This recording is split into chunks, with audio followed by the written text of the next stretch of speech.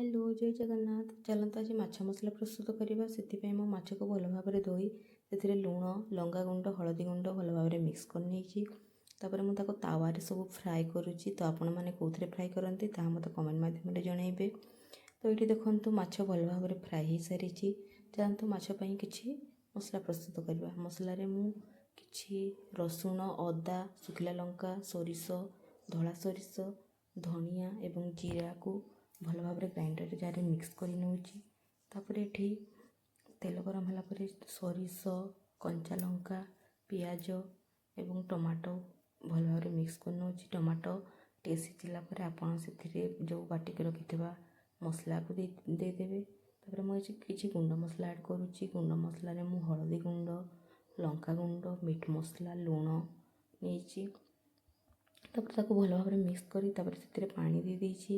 ପାଣି ଭଲ ଭାବରେ ଫୁଟିଲା ପରେ ତାପରେ ଏଠି ମାଛ ଗୁଡ଼ାକୁ ସବୁ ମୁଁ ଦେଇଦେଇଛି। ତାପରେ ମୁଁ ଏଠି କିଛି କଞ୍ଚା ଲଙ୍କା ଆଡ଼୍ କରିଛି। ଆପଣ ଚାହିଁଲେ ତାକୁ ସ୍କିପ୍ କରିପାରିବେ। ଦେଖନ୍ତୁ ଏଠି ମାଛ ମସଲା ପ୍ରସ୍ତୁତ ହୋଇଯାଇଛି। ତ ଆଜିର ଭିଡ଼ିଓଟି ଯଦି ଆପଣମାନଙ୍କୁ ଭଲ ଲାଗିଥିବ ତାହେଲେ ଲାଇକ୍, ସେୟାର, ସବସ୍କ୍ରାଇବ୍ କରିବା ପାଇଁ ଜମା ଭୁଲିବେନି। Thank you.